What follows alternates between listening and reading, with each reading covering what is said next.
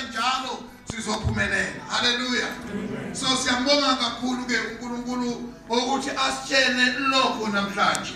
Bazalwane, again uNkulunkulu uyawakhuluma amazwi very strong. This year kithi wathi bandla leMachirini niyamroba, and wathi niyamroba bandla leMachirini. Bazalwane, masingamrobi uNkulunkulu, ngoba uma siroba uNkulunkulu siziroba thina. Uma siroba uNkulunkulu sizidileya thina ukufika lapho fanele sifike khona, because uNkulunkulu akahambi nabantu abarobayo. Amen bazalwane. Akahlale ebantwini abarobayo. Amen bazalwane. So uNkulunkulu uthe singamrobe kumkhonzeni kwethu, ekwenzeni kwethu, ekukhipheni kwethu okweshumi, ekwenzeni zonke iminikelweni yethu, singamrobi uNkulunkulu. Amen bazalwane. That's what God said this year at the beginning of the year. Ukuthi singamrobi.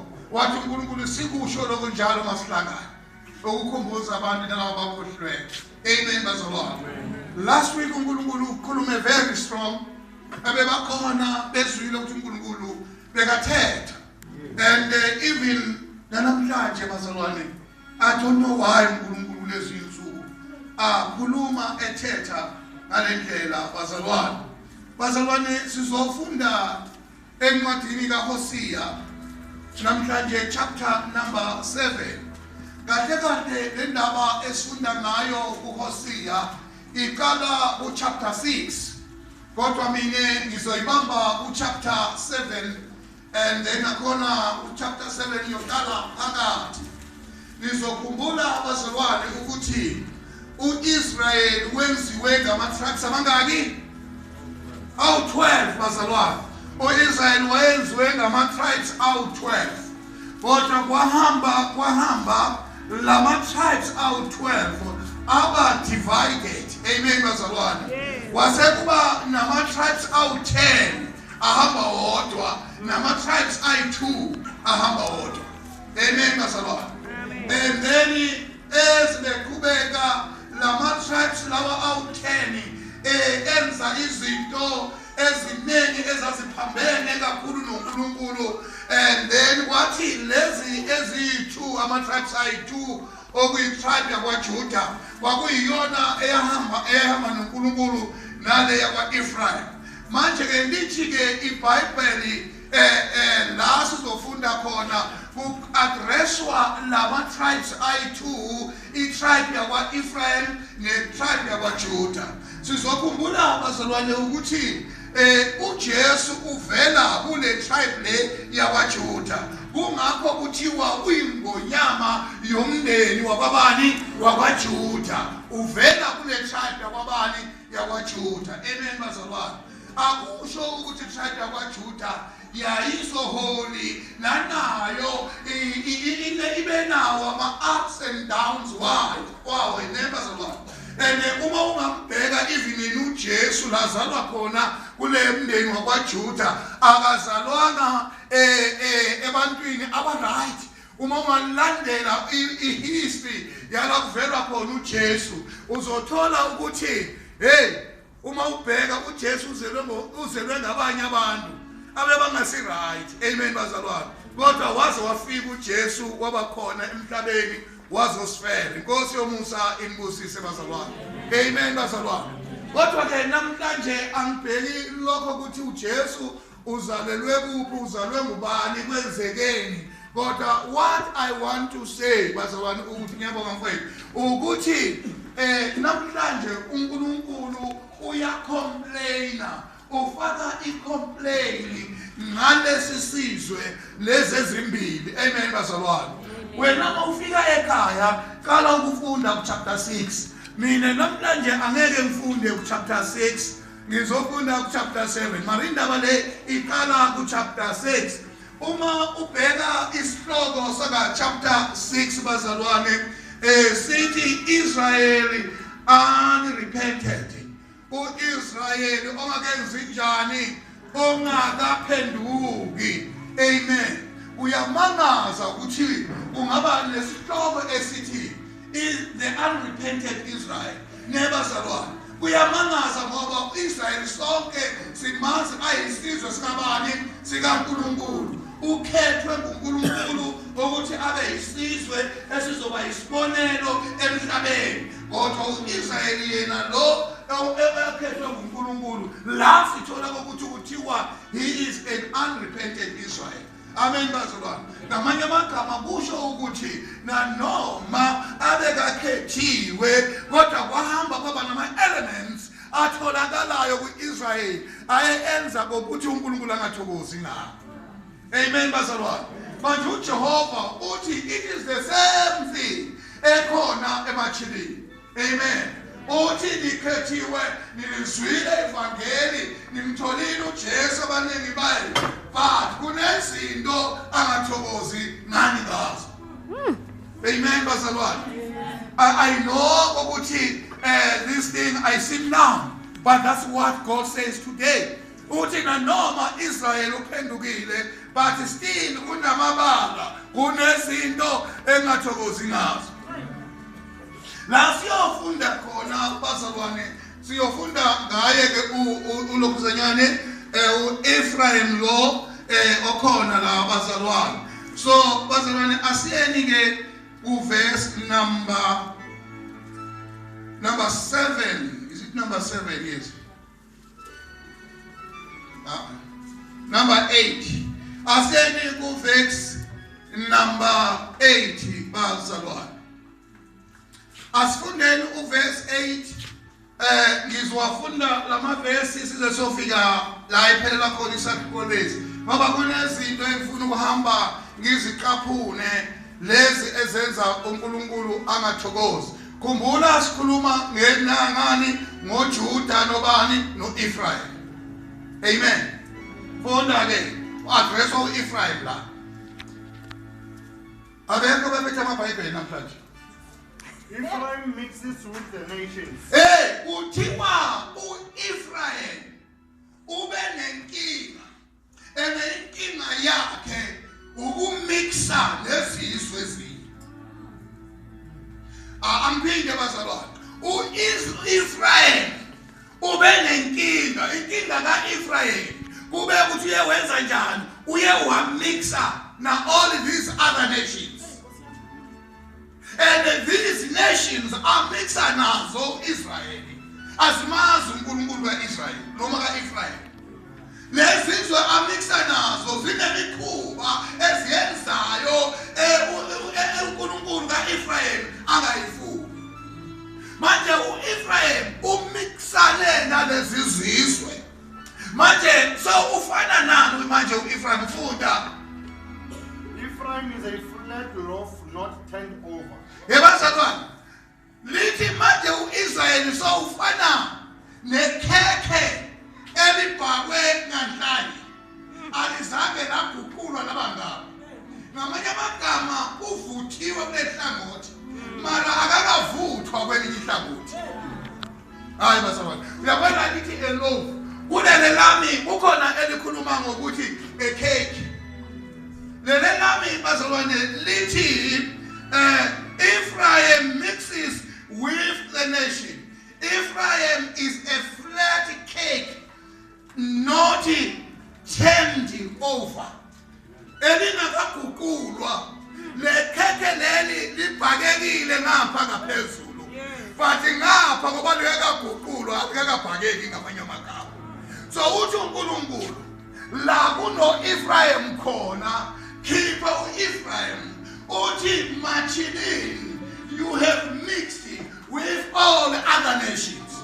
And the machilini you are just like a cake. Enzenjani engakaguqulwa ngapha. Amen bazalwane. Akazi why uNkulunkulu esho kanje but kusho ukuthi kunezinto uNkulunkulu azibonayo ngani machilini. Amen bazalwane. Uthi uNkulunkulu you are just like a cake engakaguqulwa engakabhakeki engasi right. Ngamanye amagama kusho ukuthi uma ungakavuthwa nganhlanye kusho ukuthi awudleki. Amen bazalwane. Uma ungadleki ulibadla ungumzalwane ufana lekhekhe elingakaguqulwa ngapha. Amen bazalwane.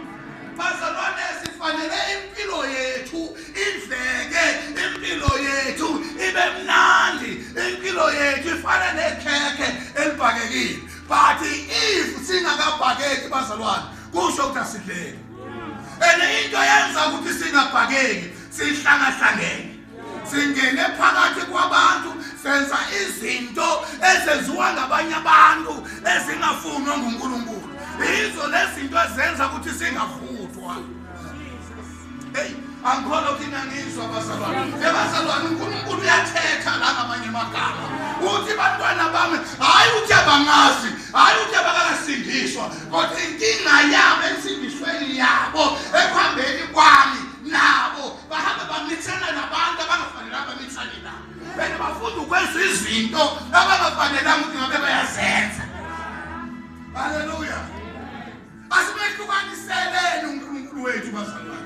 Singamhlanganisi uNkulunkulu wethu bazalwane. Asenzeni kahle bazalwane. Hallelujah. That's what God said. And bazalwane uma ufunda lithi ke izifunda bamntuli funda. Foreigners set his strength, but he does not realize it. Uthi labantu esimixene nabo, they are sucking our strength. Anika izwa bazalwane. Labantu esihlangahlangana nabo bazanjani badonsa amandla lakithi. The strength esinayo sikethwa yilabo abantu esimixana nabo. When they eat is as they suck the strength, we do not realize it. Ukuthi amandla ethenza njani? Ayanipha. Aniphiswa yini? Yilabantu esihamba sihlangana nabo. Amen bazalwane. Kusho uNkulunkulu ethetha. Awuphinde bamntwana bakanisho. Foreigners set his strength, but he does not realize it. The foreigners, ilabantu lama nations esihlangana nawo, they are busy sucking our strength. And thina we don't realize that. Amen. Umbona umzalwane bekavutha. Manje sekenze njani sekavuvu nje. Awusamazi ukuthi uyeza noma uyabuya. Yini inkinga na? Amandla akhe saqaliwe ayadliwa. Adliwe athethwe empilweni yakhe. That's why angasanamandla. Kungakho sekahleli ndawonye. Kungakho angasajamba jamba. Kungakho kungasekho lo mdlandla bekanawo. Amandla eziwe njani? Not only to amandla adliwe funda futhi uze ukuthi kuthiwa. His hair is sprinkled with gray, but he does not notice. Hey, lithi lo muntu uyaguga. Impele zakhe sezikhala kuba mhlophe. Kodwa yena akasiboni ukuthi uyaguga. Usazibona kwangathi usesemusha nje. Wenza izinto zabantu abasha. Wenza izinto uma ngabe umuntu lo amdala kangaka. Uyaphi lezi zinto zabantu abatsha? Akarealize ukuthi insuku sezenze njani. Zikhambile. Yena usesebhizi lezinto zane zabantu abatsha. Amen. Uthi lo muntu lo nabantu labangihambe nabo. Bazalwane, uma ufunda ku chapter 6 from verse number 1. Asem chapter 6 verse number 1. Sizwe nje kancane. Sizwe kancane nje ngabomu. Asikho lapho. Funda just from verse number 1 to verse number 2. Come, let us return to the Lord. Uthi uNkulunkulu wozani sibuyeleni kubani? Asibuyeleni kubani bazalwane? Uma sibuyela kuJehova kusho ukuthi kunento esiyedluleko engasi right. Eyenza ukuthi uJehova asuke kithi. Manje kufanele senze njani manje? Sibuyele kuye ngoba we realize ukuthi it's something wrong ebekhona phakathi kwethu noNkulunkulu wethu. So let us go back to our God. Kusho lo mlolo funda. He has torn us to pieces. Uthi usihlephulile into pieces. Usenze saba ngama piece. Singasahlangani nje, singasaclick nje. It's because we've been torn apart. Amen. So kudinga ukuthi senze njani? To go back to him. Ukuze sikwazi ukuhlangana. Ukuze sikwazi ukukhumana naye.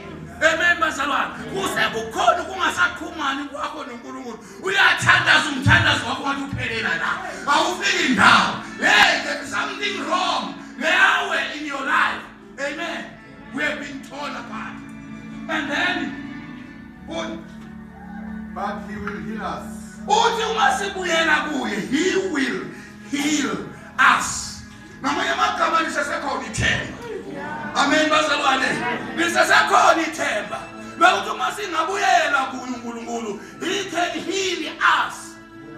Amen. It is up to us, Pastor. Do we want to be healed by God? If we do, we have to go back to Him. Amen. But Ephraim, you are just like ikhekhe elingakabhaleki. Amen. Awuboni namandla akho kuthenza njani ayaphela. Bayabhizi bawasakha amandla akho mara awuboni wena ukuthi amandla akho ayaphela. Lezi zinto zenzako zisakha amandla akho. Lokujola kwakho kusakha amandla akho. Lezi zinto zenzako zisakha amandla akho. Hallelujah. Kancane kancane uzogcina sewudown. Sewulele flat. Sewungasakhona ukuvuka. Hallelujah. Right, asibiyele kule chapter siyifundayo. Sizwe iverse elandelayo bazalwane. Asizweni iverse elandelayo. Israel's arrogance testify against him. La i-arrogance yakho uthiwa i-testifier against wena. Ukungalaleli kwakho, ukungenzi kahle kwakho, kwenza njani ukutestifya kufakaza against wena. Lento embi oyenzako ijike yenze njani imelane nawe. Amen. If something testifies against you, kusho ukuthi ayivumelani nalento wena oyenzayo. Amen bazalwane. Ngamanye amagama bazalwane, whatever wrong we are doing, it testifies against us. Amen bazalwane. So uthi Jehovah emachinini namhlanje, whatever you are doing at your corner, kungenzeka mina ngingayiboni leyo corner, but uNkulunkulu uyayibona that corner. Uthi and again nana uyazi ukuthi lento yenzayo it testifies against you. Hallelujah. Bazalwane, let us be careful of what we are doing before God. Let us be careful with what are we doing in emehlweni kaNkulunkulu wethu. Ngoba lento leyo iyona yokukhileza njani isimangalela kuNkulunkulu. Iyona eyobinde yokuma phambi kwaNkulunkulu. Ithi no not this one. Amen. Lo muntu lo uphila kanje mara mafike esontweni nje. Amen. Bazalwane, we cannot rob God. Let us not rob our God. Usho kabanzi kulonyaka ukuthi let us not rob God. Amen bazalwane. Izinto esizenzayo zikhomba ukuthi siyamroba uNkulunkulu wethu. Impilo esiphilayo ikhomba ukuthi siyamroba uNkulunkulu wethu. And let us not rob our God. Amen. Kubeka ufunde. Thank you sis. But despite all this, he does not return to the Lord his God. Uthi phezu kwazo zonke lezi zinto badale macheleni, you fail to go back to your God. Sewenze wonke lamanyalo wenzako, sewenze zonke lezi zinto, you fail to come to God. Even when you come to God, you come just for that moment. Uzokuma la uthi uyaphenduka, but uma usuka la ubuyela khona lapho. That's what God is saying. Uthi you fail to come back to me. Even when izwi likaNkulunkulu selikhulume nawe, wathi abeke enhlizweni, uphenduka just for that khashanyana. And when you go out, you go back to the same thing obuyenza. And God is not happy about that. Amen, bazalwane. God is not happy about that. He does not return to the Lord his God or search for him. Ephraim is like a dove. Ephraim sawufana nje nejuba. Isn't it deceived and senseless now? Uyabona likuthiwa ijuba easily deceived. Likhohliseka kalula. Amen bazalwane. Lithi ibandla lemachirini likhohliseka kalula. Amen bazalwane. Nebazalwane, abazalwane abanengi besinabo la bakhohliseka kalula. Bangabona izinto abazibonayo ziyabenza bakhohliseke. Uma kuyintombazane, uma abona umfana nje ukuthi akhuluma igama elilodwa nje kuye lokuthi uyamthanda, uyakhohliseka kalula ahambe naye. Ukwenziwa kwezinto ezenziwa abazalwane namhlanje, they are easily deceived. They are just like a dove. Amen, bazalwane. Uthi uNkulunkulu, you are just like a dove. But you are easily deceived. Amen, bazalwane. They are like a dove, and now calling to Egypt. They call unto Egypt. Egypt bazalwane kula sivela khona, kusezindaweni la uNkulunkulu asithole kizo, kusezindaweni ezingasimnandi. U-Israel, you still remember bazalwane ukuthi bebase Egypt, uNkulunkulu wabakhipha kuphi? Ezweni lencindezelo, ezweni lokuhlupheka. Kodwa along the way bahamba